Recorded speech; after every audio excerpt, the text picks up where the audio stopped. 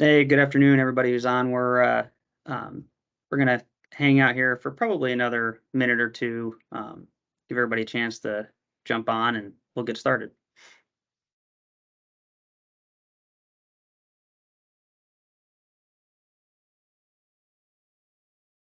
Karl, as we're kind of getting this started, I don't think we have this specific information in our conversation today, but one of the topics we've kind of internally been discussing quite a bit is the value of private information to the bad actors. We talk about like the three categories, which we'll go into, which is ransom, extortion, and data sale, but the value of that information. And typically, it's kind of surprising to find out some of the different values. If we thought of a social security number, it's like we think of that as the pinnacle of information. It's my identifier. But typically they're like $1 to $3 on the dark web, where a thing like Yeah, something like a medical record can be up to $1,000. And you think about the everything in between, driver's license, birth certificates, passports, all that good stuff. It's interesting to see the range that things can go for out on that dark web, and kind of scary too, because yeah, a million social security numbers, that's a lot. It's $1 million, $3 million, but a million yeah, medical records, that's some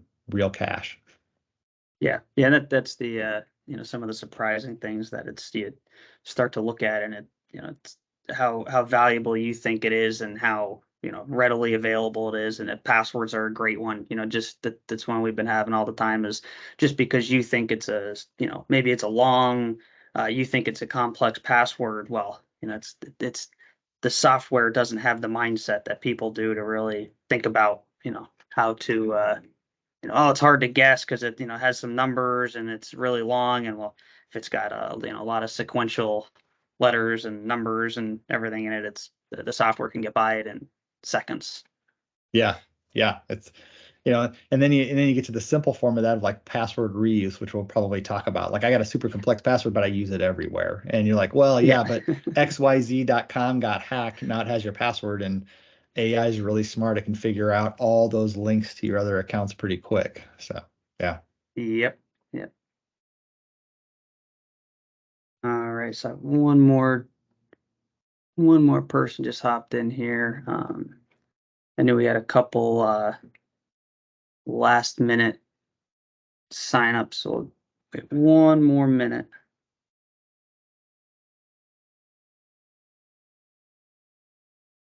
So get hopefully everybody having their lunch now and not taking up too much time.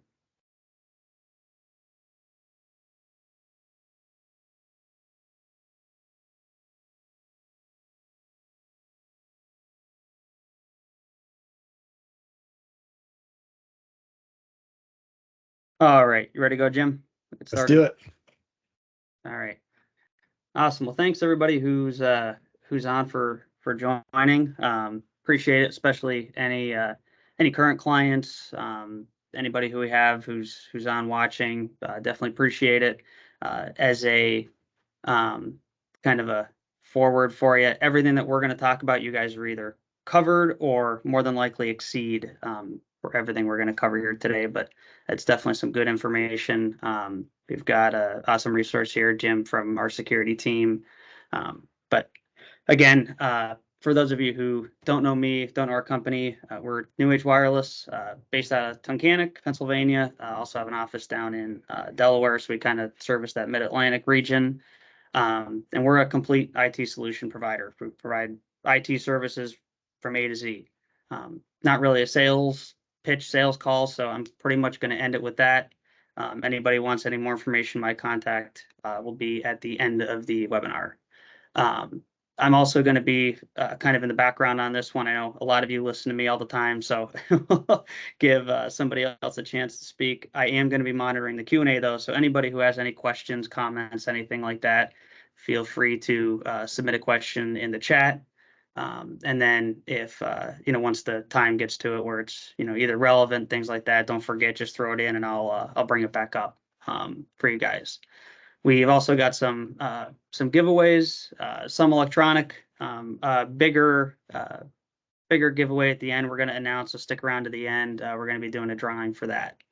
Other than that, I'll go ahead and toss it over to Jim, our security specialist, and let him take it away.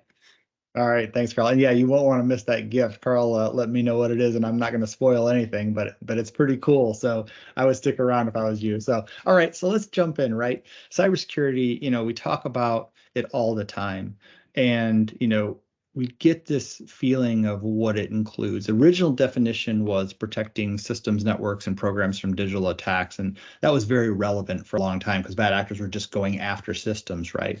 But we've started to learn that it's much larger than that. If we think of cybersecurity in today's world, we're really trying to protect not just those systems, but our people, our business, our revenue, our clients.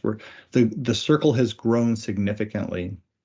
And with that, our solutions unfortunately have to grow. I mean, fortunately or unfortunately, right? The bad actors are always finding new ways to attack the end user or the end business. And we want to protect that business, those people, and those clients. So we have to grow the solution.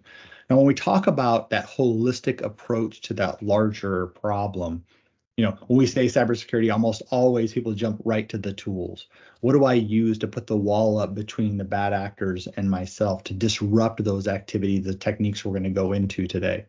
And the tools are a very important piece of it. But at the same time, we want to put equal weight to the processes behind the tools. So basically, how we maintain them, how we update them, and how we respond to their alerts and information, and then the people behind it. Who's going to follow those processes to make sure the solutions are working properly and that you're as protected as possible? If we subtract those processes or people or both, right?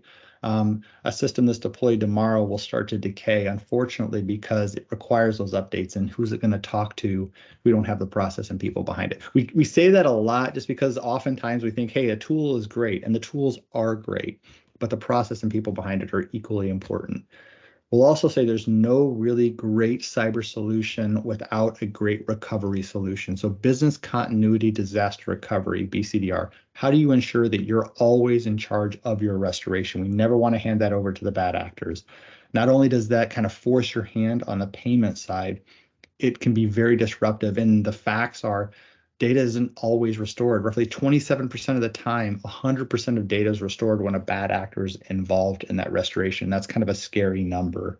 And then the last piece here, if we don't know what's in our environment, we don't know what stage it's at, or we've had some rotation of our technical teams, we could have vulnerabilities and risks out there that we're not addressing. So those assessments are critical. There was a time, and Karl's probably going to remember this in the IT space, where we'd run an assessment when we first met someone.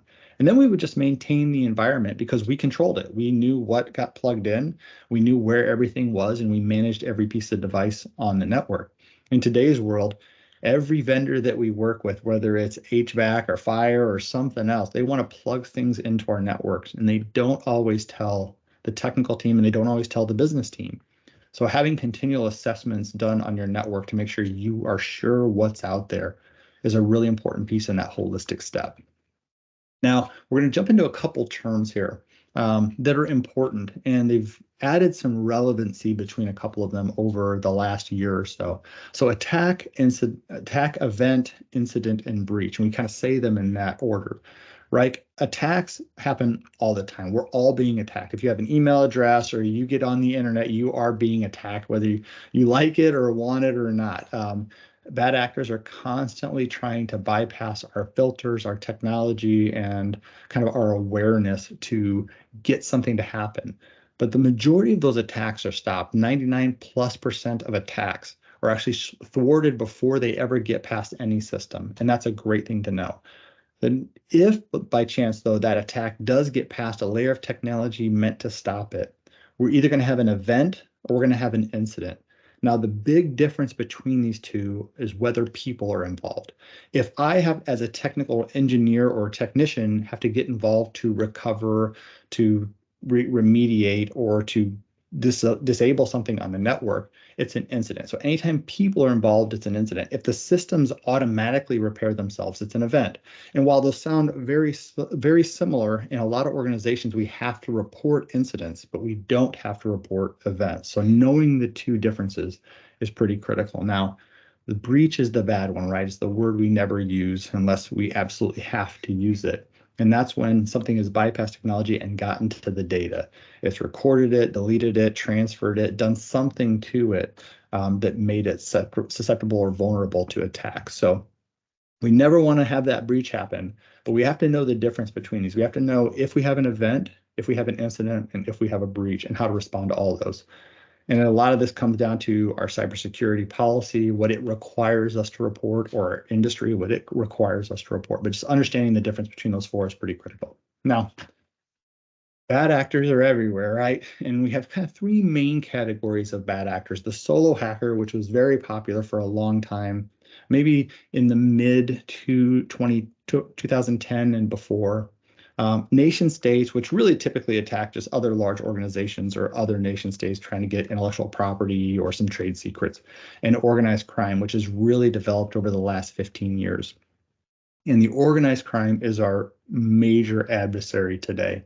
And the big difference between organized crime and the solo hacker is really their ability to scale. They're ran like businesses. They have HR departments, they have recruiting firms, they have bonus structure, they have hundreds of technical assets that they can throw at a challenge or throw at a vulnerability that's working in the world today.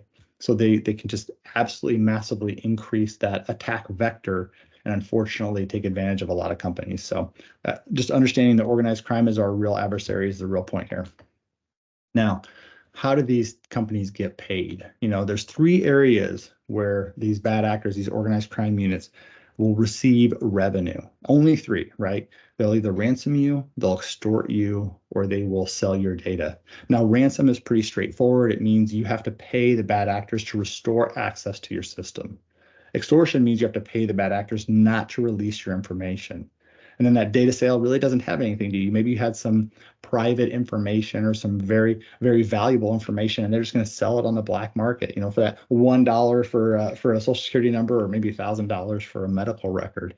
But all of these are challenging, and we're going to talk about specifically how they get in here in a second, and then things you can do to really minimize that potential for attack. So it won't be surprising to most people on here. Bad actors get in because of us, right? The majority of the time, roughly 80% of the time, when a bad actor gets into an environment, so they created that incident or vendor incident and they're getting towards breach, we've given them access, either knowingly, hopefully not knowingly, right? Hopefully unknowingly, we've given them access. But at the end of the day, it comes in a couple of different key categories. And this is really how these bad actors are taking advantage of us and the current situation in cybersecurity, right? The missing tools, the missing processes, the missing people. They're attacking these specific weak points, knowing that they're going to get activity out of it. First is credentials. Our basic username and password. If we think of all of the breaches and incidents that happen, 49% of the time, it's a username and password issue.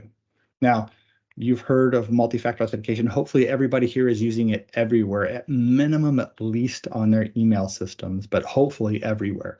But if we think about adding that little extra authentication into our process, we can take the 49% of the attacks down to single digits. Nothing's perfect, nothing's 100%. But if we can really make a significant 45+% increase, or I should say decrease, in this attack vector, we can significantly impact the bad actor's ability to get in systems. And we look at this a lot of ways. People think, well, my passwords, Karl was just talking about this, right? Our password's long and it's complex. It's very hard to guess. But at the end of the day, there's a lot of ways that the bad actors can get in. They can get in the middle of your password authentication. They can send you a link, you click it. You think you're typing your username and password into a legitimate site, but really it's the bad actor's site, and then they steal that information. It's pretty common. Another one is password reuse. I use the same password for Netflix as I use for LinkedIn, as I use for my business account. Any one of those get breached or hacked, now all of them are vulnerable. So it's just, there's a lot of credential issues out there. So just one way to really help thwart this is making sure MFA is everywhere, multi-factor authentication. The second main way that bad actors get into our environment is through phishing. And this is that link example, right? They send you an email and they try to get you to click and make an activity happen that executes a file on the machine, does some sort of elevation of permissions, or just gives them general access to your computer. We leverage things like security awareness training and email filtering to significantly reduce this number. Now, if we looked back maybe 10 years ago, this number would have been higher because we didn't have a sophistication in our security awareness training. as sophistication in our email filtering. So we've been able to drive that number down, which is fantastic, but it's still one of the bigger methods that bad actors will use to try to get into an environment. And the end of the day, we think about that security awareness training. We think, yes, that annoying training I have to do for 20 minutes every quarter. Our goal in this is just to make you super skeptical, make you really not trust any email that comes into your inbox so we can try to reduce this number. And the last bucket where they gain access into our environment is going to be through exploits.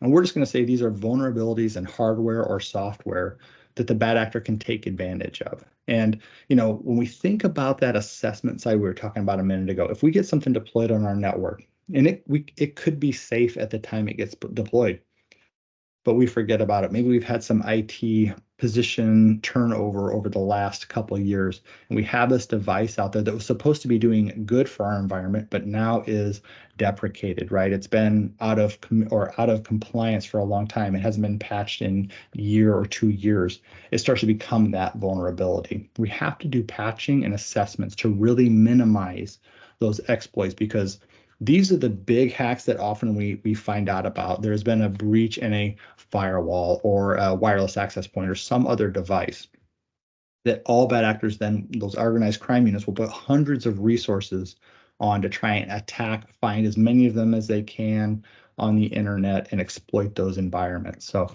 while we think of these exploits, these day zero exploits oftentimes that come out, making sure we're doing continual assessments to understand what's in the network is going to be critical to reduce those.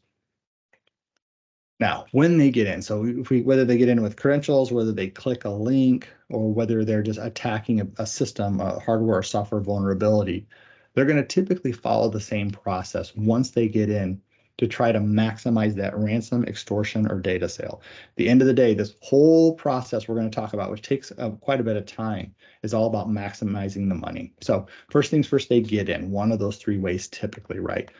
They're going to start off with investigation. It's surprising how much time a bad actor will put into understanding your business, your environment, who your employees are, who your clients are, what type of data you have, what type of cyber insurance policy you have. They're going to spend a lot of time understanding your environment, because the more they know about you, the more likely they are to get some sort of payout or data sale. So lots of time on that investigation side.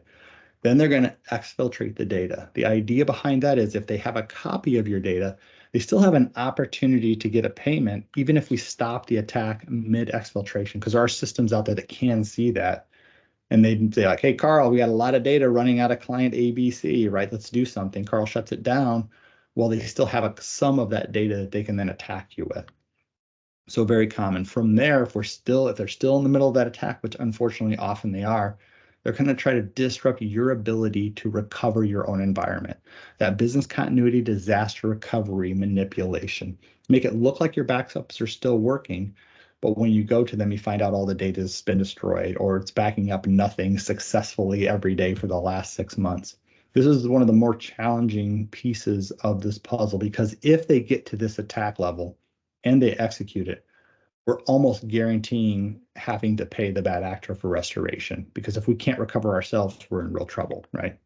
From there, they go to production manipulation, which is what we notice, and the ransom request comes in. Now, the surprising thing here typically is on average, this takes about 200 days. And if we think about the normal time frame that people back up their environments, and Karl, I'd love your input on this, typically 180 days. Sometimes people will do a year, but they don't think that far back because they think that data is old from 9 months ago, right? I just need new information.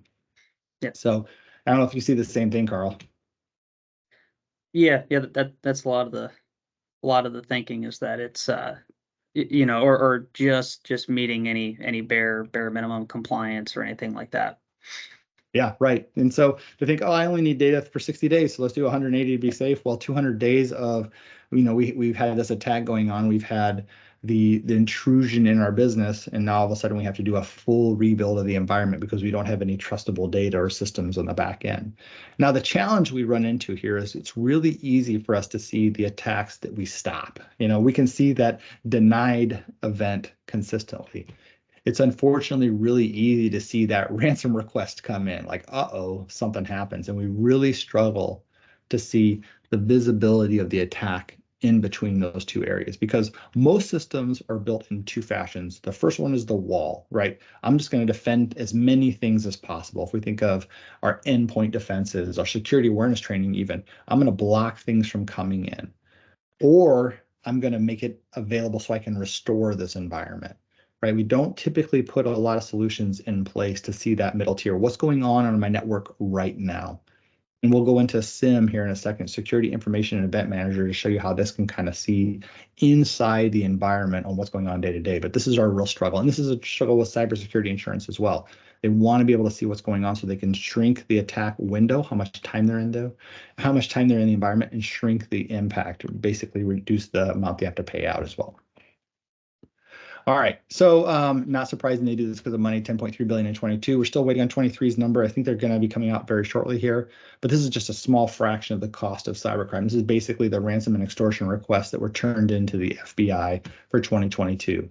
We know that there's so many other costs. There's lost revenue, there's lost employees, there's lost clients. There's so many things that increase this cost. There's regulatory fines, there's just the cost of restoration, rebuilding an environment, getting a professional team to come in and eradicate all of the challenges there and get you back to working order. We know this is roughly probably in the big picture 10% of the total cost of cybercrime to our economy. And it's going up. And so just to put another bow on that multi-factor authentication, if we think of it being 50% of attacks, and we think maybe we can cut this number in half, maybe even more, since it's such an important attack vector, just by putting MFA everywhere, we can significantly reduce the impact of bad actors in our environment and kind of in our economy as a whole. Now, touching real quickly on artificial intelligence, if we think of those three categories, right? The lone wolf attacker, the nation state, and then the organized crime, everybody's using AI. AI makes them more efficient, allows them to scale capacity very quickly. And hopefully you're using AI for good in your business as well. Just understand that AI turns just the average person into a pretty sophisticated hacker. I can have AI create a couple scripts for me that might take over things like your camera and your keyboard relatively easily and deploy that to a couple 100,000 people without a lot of effort. So we have to kind of continually increase our awareness of attacks. And when we're thinking of those tools and the processes and the people, we want to make sure that we're battling AI versus AI. We don't want AI versus people. We get tired, we get bored, we get angry. We have had a long day, and I get an email from fake Karl, and I'm just like, what are we talking about now? And I click the link because I'm tired on a Friday. We don't want that relationship. So just remember, AI is important to use for good, but we also want to make sure it's built into our tools. Because if we look at what AI has done for us, if we look at kind of this example of a spam email, now nobody's going to click on this link in this webinar, right? It's too obvious that this is a fake email just trying to get some activity. We see the bad email address, we see dear customer, we see a funky link that doesn't match up to the hover, all the basic stuff that we would know that we would learn in early security awareness training. But if you look at a AI created one, this is very crafty. To me, this is one of the better emails that I have seen from an attack perspective. This is, a spam message. This is not from Karen Lynch, even though it looks like it is her signature, right? And the amount of people that use CVS, not surprising. This really is to Curtis, right? AI did a great job of matching email address to first name in this case. And the link is the one thing I will admit I'm not 100% sure of, whether that's a real CVS link or whether it's a new link that the bad actors created so that you could do the hover and have it equal. But just understand that this is the sophistication that's coming at us today. So being very, very skeptical of anything that comes in is our best bet. Now, so all that bad news, right? Lots of bad news out there. They're getting in because of us. We're letting them in because of credentials. We're letting them in because we're clicking links. And obviously, we're not keeping up with equipment and software on our network through assessment. So things are vulnerable out there as well. What can we do about it? How do we protect ourselves? And we're going to say the best defense is typically a layered defense or defense in depth. There's a couple different terms out there that we use to describe this. And if we look at this, this is likely not any specific stack for people that are in this meeting, but you may have pieces of these. You may need more than this depending on your information, how you work, your industry. There's just a lot of variables in there. And I'll say that if you're not sure what your stack is, obviously Karl and the team at NUage Wireless are here to help you to identify specifically what would work for you so you can get the right stack and not overpay for your security, but make sure you have the right alignment with security.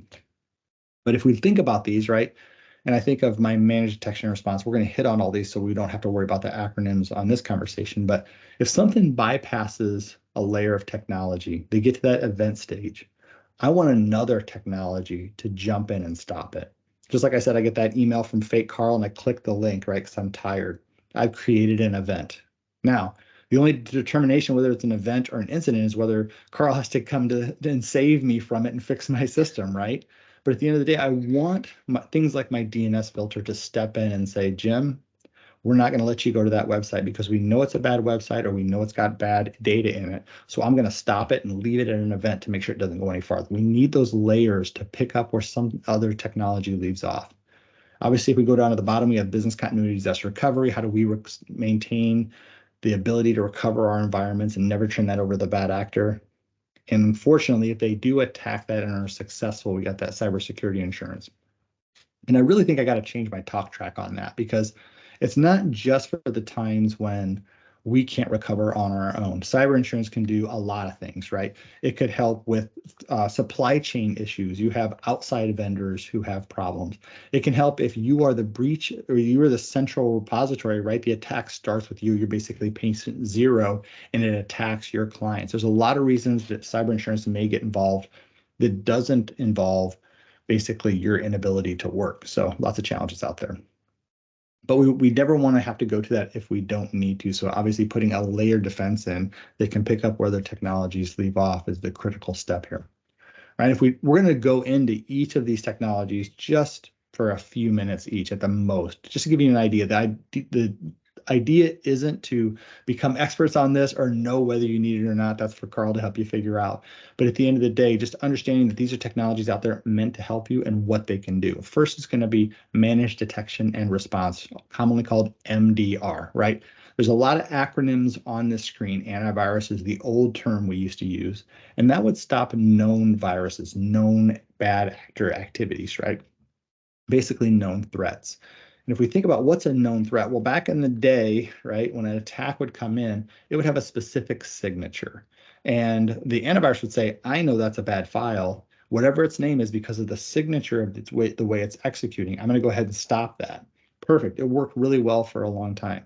Then bad actors got creative and said, you know what? If they're stopping on signature file, I'm just going to change the signature every time it executes so it can't know that it's a virus. This was the real problem with it. This is kind of the downfall of antivirus when those would constantly change. So we had to create new technology. And that new technology said, I'm going to stop those known issues, but I'm also going to look at activity on the machine saying, is this safe? Should this be happening? And should we allow it, right? It was this normal activity. So EDR can stop things like encryptions and other activities that we wouldn't want to happen on a machine and actually even revert it back, which is great. And if we think of that EDR site, I did use the acronym without describing it, right? Endpoint detection and response. It's basically the base software, and that's going to be the upgrade over antivirus to stopping those known and unknown threats. We move to that managed detection response, the next level up, when we add a security operations center behind it, or SOC. And all this is doing is taking that tool and adding process and people behind it, like we talked about early on. We always want to add process and people everywhere we can so that we can make sure the tool is working properly and that they have the specific processes of how to respond to things. Now, that next technology is the DNS and web filtering that we talked about kind of earlier, right? How do we allow things like Google to go through perfectly, whether it's on-premise or in the cloud? But Google with 6 O's, how do we say, hey, I don't know, this is kind of sketchy. This doesn't seem right. I want to stop this information. So in these two incidences, right, you go to the normal Google site, everything's good. The person's working very fast. You go to the Google with 6 O's, it's going to allow it out if it doesn't know the domain name is good or bad. But then it's going to inspect that payload when it comes back in and says, nope, this is malicious. We're going to go ahead and stop it so the bad actor, or so the good actor never has to get engaged with that bad actor information.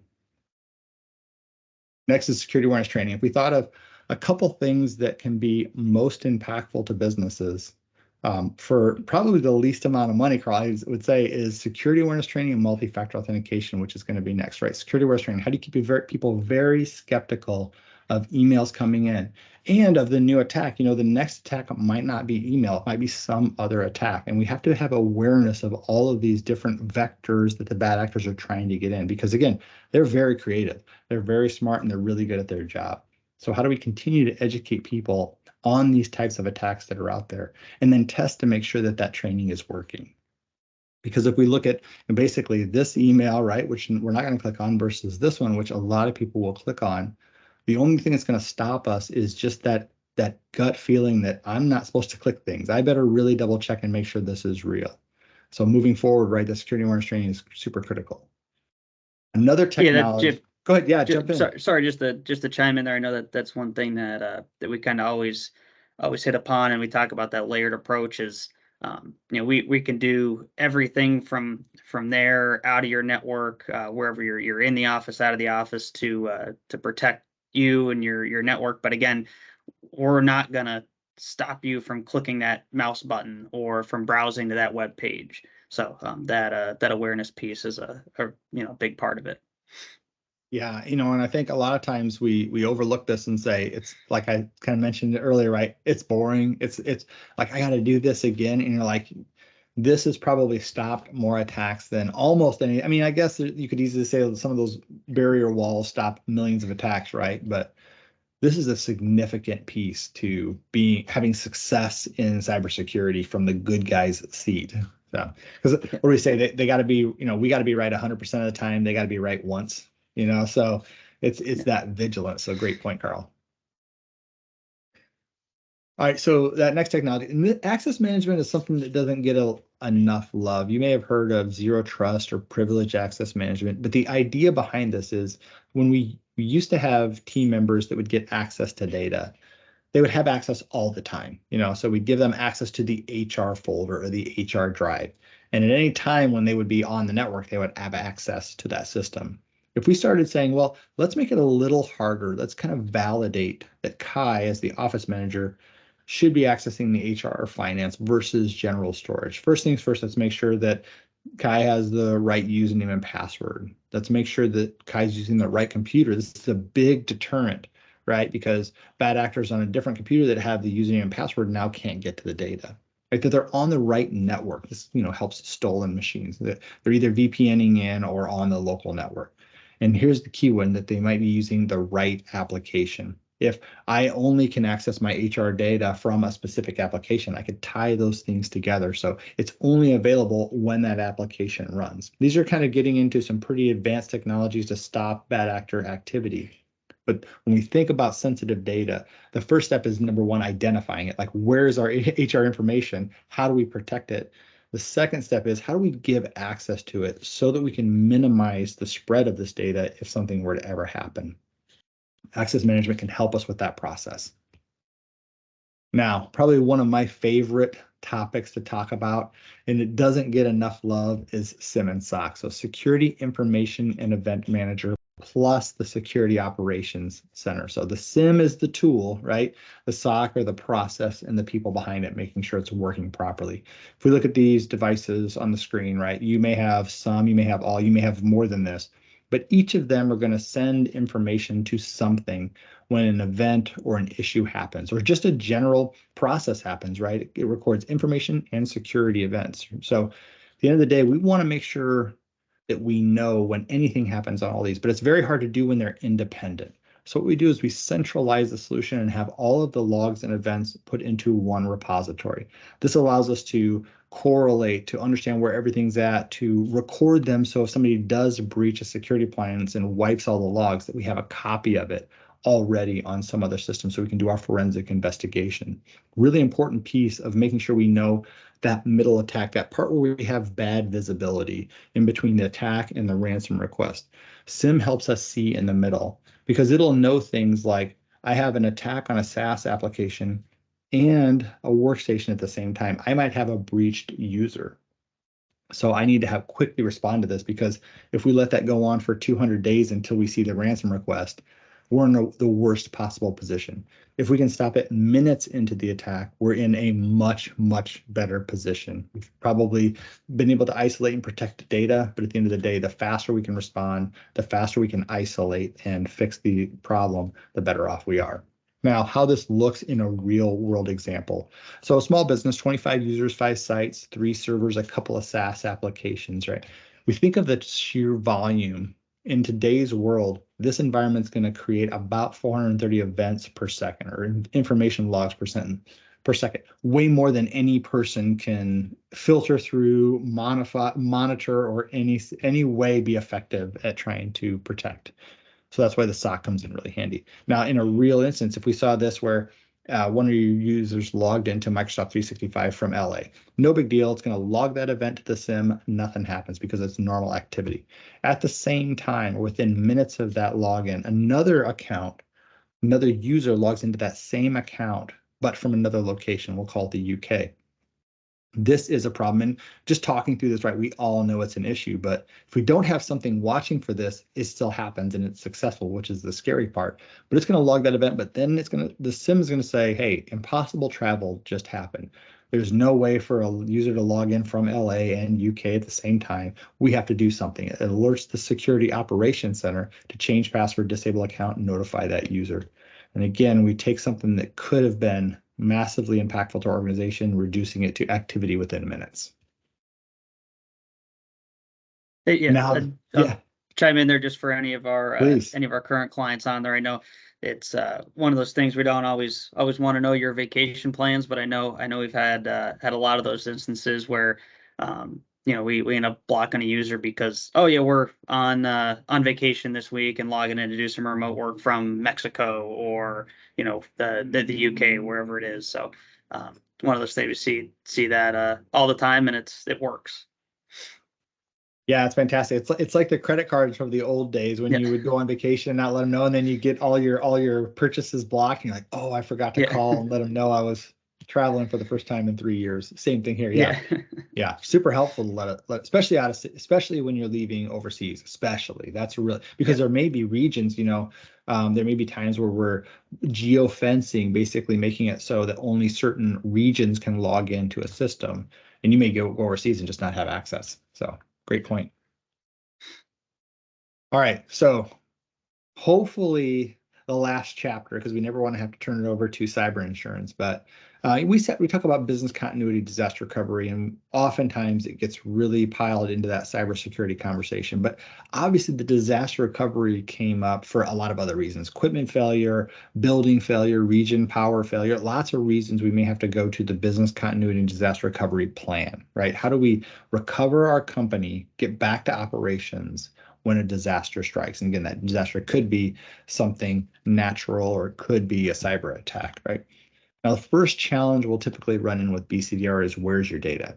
Since 2021, we've gotten massively remote, which is probably a good thing. I mean, you may think it's a bad thing for your specific organization, but at the end of the day, it's happened. And so we now have a position where we used to be able to put our arms around the data. We'd say, hey, it's in this location or it's in this specific SaaS app. But as we've kind of moved out, end users a lot of times will find the most effective way for themselves to work. So things like unsanctioned applications, storing data in an incorrect location, having mobile data available to them if they're traveling. These are things that are very challenging to protect. So we want to make sure we understand, number one, where that data is so we can find ways to get it back into a protection mechanism. So any critical data can be restored at any time. So just something to think about. One assessment that we'll often do is a data assessment, right? Where's your data located? And it's really easy to say, well, Microsoft 365, I still have some server data, and that's really it. Like, okay, well, let's really talk about this. Let's scan the network for any unsanctioned applications. So are these in Box? Are these in Dropbox? Are these in other things? And as we find these applications, we're like, we probably should have a conversation about this and start to really restrict how and where people can save data so that we can protect it. And when we jump into that protection, we're going to think about a process called 321. And we add the plus to it because 321's been around a long time. We have 3 copies of your data: your production, your local backup, and your remote backup. on two different medias. Now, this used to mean like I have it on drive and I have it on tape, or I have it in two different locations. In today's world, it's really just two different networks or two different authentication methods. And then one of them being far away in case we have a local disaster. That proper configuration has been one of the most challenging things to get right for a lot of businesses, because if I set up let's say I set up 10-to-1, I have 10 copies of my data, right? Because I'm really, really curious about this, really conservative about this, but I don't properly isolate and protect that environment. The bad actors find their way onto it. You might as well have 0 copies. So understanding how to properly configure, secure, and make sure we're grabbing all the data is really the critical piece of having an effective 3-2-1 policy. And if we look at how this looks like in the real world, right, the production, that local, and that offsite backup. First things first, geographic. This used to be hard. It is not at all hard anymore, right? There used to be a time where you had to lease lines and buy storage and do all these challenging things to get data 90 miles away. In today's world, there's tons of ways to attack this, but it just has to be done. We want to make sure we can recover from a disaster. Now, a couple of questions here we'll say is, do you have to be able to run from that environment? If we wipe out our local environment, do we want to be able to run our systems from this offsite backup? And that yes or no question helps design the right solution for you. It's the plus side of that conversation. But we want to make sure, though, the first things first, that the production and local is being properly groomed, so as data grows, no matter where it grows. If it grows in your Office 365 environment, if it grows in your local laptops and desktops environments, if it's growing from your local servers, that we're following the 3-2-1 with everything. People often think Microsoft 365 is already protected, and it's not. They can recover data, but it's not they don't guarantee recovery, number one, and it's not to the 3-2-1 standard, which we would require so we can always be in control of that restoration. I'm sure you see that a lot, Karl. Yeah, yep. That to touch on a couple things, there's we see kind of the gamut. You have still the mindset for small mid-sized businesses that this is either super expensive, out of reach, which isn't true. Anyway, we have there's cold offsite storage that you could just put archive data in. That's pennies, less than pennies per gig. It's extremely affordable now. And then, we also see the kind of the opposite, where again, it's excellent training. I think it normally see it a lot with accountants got on the right track. And so you have your QuickBook instance, it's on the desktop in the office, and they have you sticking the thumb drive in it, backing it up every day or every week. And, maybe the admin or finance team, someone takes it, in their bag and takes it home with them. That's excellent. Good start. At least it's not in the same building. Again, there's now tools that could do all that same thing, and it probably costs the equivalent of your thumb drives that you keep buying. So, and then you can alleviate the forgetful, maybe they're out of the office, those couple pieces of it. No, great point. Yeah. So at the end of the day, I think we're both saying the same thing, like, how do we make sure that you can recover environments when you need it?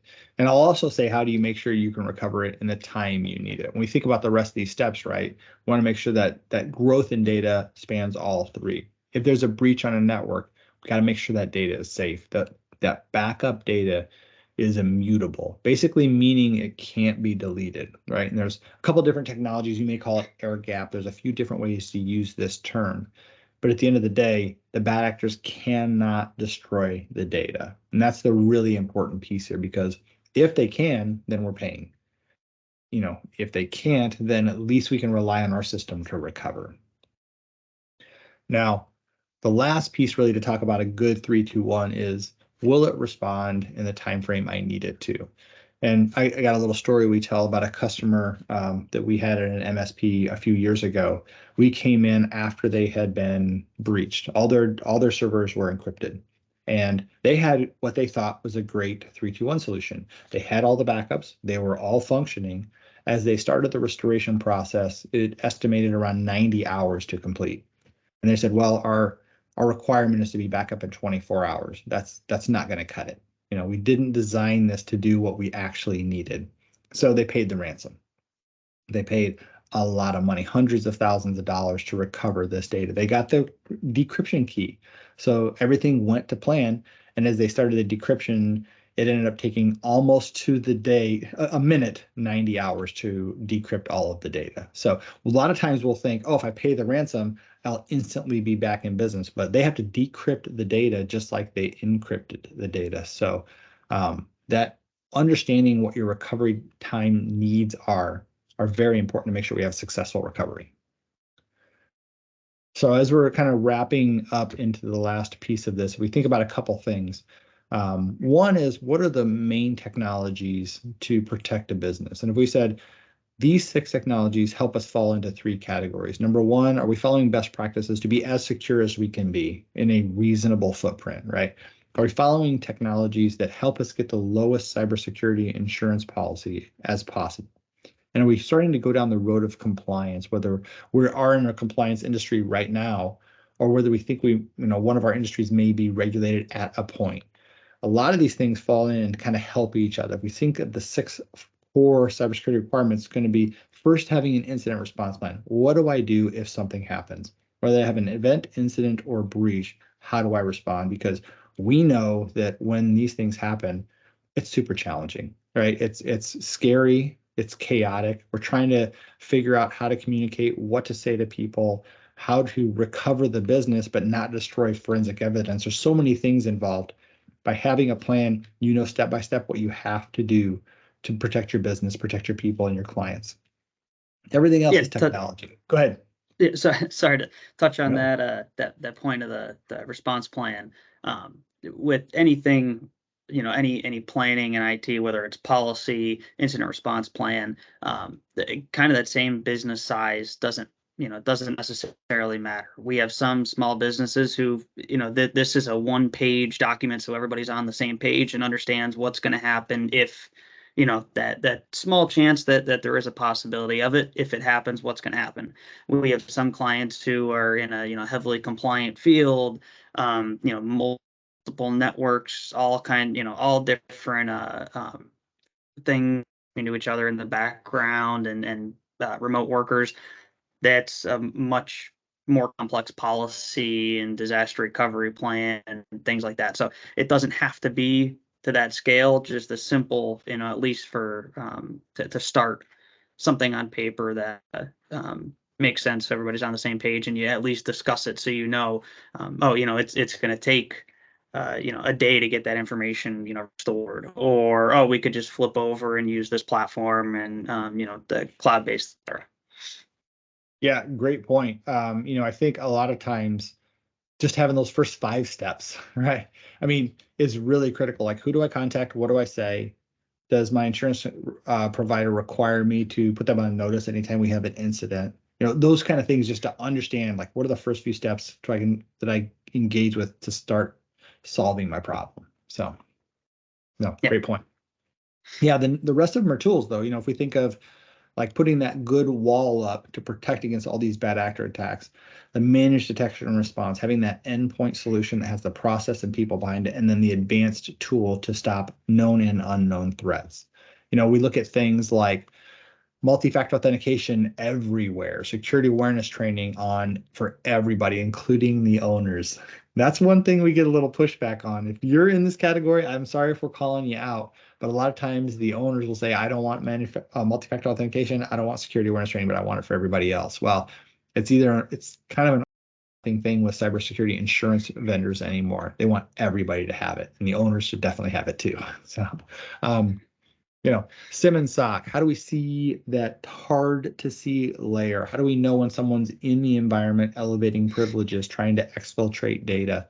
We have to have a tool watching for that. So we're SIM, Security Information and Event Manager, plus that security operations team to do the process and the people side behind it really come in and are effective. And then finally, BCDR. How do we always remain in control of our restoration, never handing it over to the bad actors? And that's where that BCDR is going to come in great. Now, just a little recap here, right? You get that fake email, which we all get all the time. Our security awareness is going to kick in and stop us from clicking. Our password gets stolen. Again, whether it's by accident or password reuse or some other mechanism, multi-factor authentication is going to come and help and defend us in that situation. General exploits, these are going to be vulnerabilities in hardware and software, right? We're going to rely on that SIM and SOC to see if somebody got in the environment, and then our patching to keep people out. I probably should reverse the order of those, but because we want to start with keeping people out through the patching, and assessments are going to also be very, very key to make sure that we know everything that's on your network. And last is, what if we get that dreaded data ransom request, right? They got in our environment, they encrypted our information, and now they want us to pay.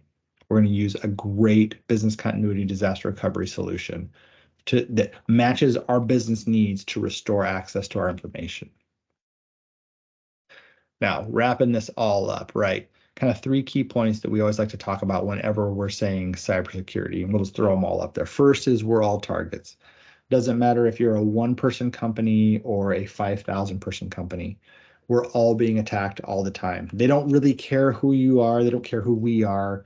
They don't care about our role. They want activity. They want you to click the link, give password, do something so they can start their attack. And if you're a small business and you have any data that's critical to you to running your businesses, you fall in this bucket. And we also realize that you don't want to be patient zero. You don't want to be the breach point where somebody gets into your email system and starts sending messages to all your clients and all your vendors, asking for activity and trying to trick them from your profile. So making sure you're protected is really important. We're all targets, whether we want to be or not. That layered defense is going to be our best defense, making sure there's technology to pick up where something leaves off. So if something falls down through 1 or 2 cracks, there's something there to stop it. And we can only know specifically what's right for your business if we have a conversation. We've got to talk about what type of your business you're in, what type of data you have, how you operate, your industry, your competition, your region. There's lots of questions to come around here to build the right layered technology to maximize your protection, but also make sure you're not paying too much for your security. And last, none of this we can know without that conversation. So I know that a lot of us think we have a good understanding of our security. I think we have a good understanding of our networks. I think we have a good understanding of our backup process. But one thing we know is for sure, technology moves fast. So understanding that specific stack you're using, making sure it's the right solution for your business today, doing a stack assessment is super important. Doing a network assessment to make sure something didn't get deployed on your network that shouldn't be there. Those things are sneaky when they come in, even if they're for the good. I think about an HVAC system tying into our system so it can report when there's a mechanical problem, right? If it's vulnerable, if it's using a generic username and password, if it's calling back out, we could have a breach point available to that if we're not properly isolating that. And obviously knowing where your data is, making sure you're going to recover in time, making sure your BCDR is built for your business is going to be always important. So, and that is it. First, I just want to say thank you, Karl, for having us come in to talk. Hopefully there's some good information there, and I'll turn it back over to you. I know you've got some cool stuff to talk about next. Yeah, well, same. Appreciate it. Thanks, Jim, for the presentation. I do know there were a couple questions I think that came up, and that's where I kind of started to chime in about like developing that incident response plan.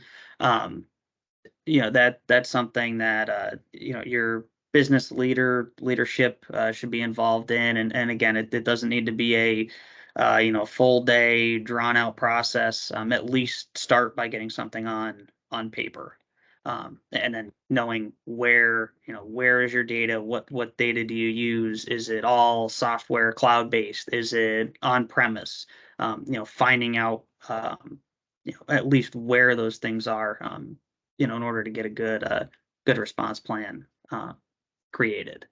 And then again, had but some of the maybe affordable cybersecurity tools and softwares are. Again, there's a number of different softwares out there. We have our kind of preferred technology stack that we utilize, and again, that's because we train all of our employees on all of our engineers on the specific software, the ins and outs of it. We know how it incorporates and integrates with all our other platforms, and how everything talks to each other. Again, something is better than nothing, but get even saw a great meme yesterday where it was I believe it was maybe NIST or SZA posted it, but it was basically locking the door, and then they think it's locked, and then they open the door again, and it's really unlocked. That's kind of what using like a free AV is in your business. So that was a good post from them I saw, but kind of the same thing. Say anything's better than nothing. Microsoft does have a at least a pretty good base system built in. You should be using that. Should have that enabled. But again, there's a ton of different tools and things out there that you could use, and kind of starts with that assessment on what you need and what your business should your business requirements are. Is it remote work? Is it you're constantly traveling using those free Wi-Fi, hotel Wi-Fi situations, etc. Did anybody else have any other questions, comments, anything I didn't get to yet? If you want to throw them in the chat discussion, go ahead.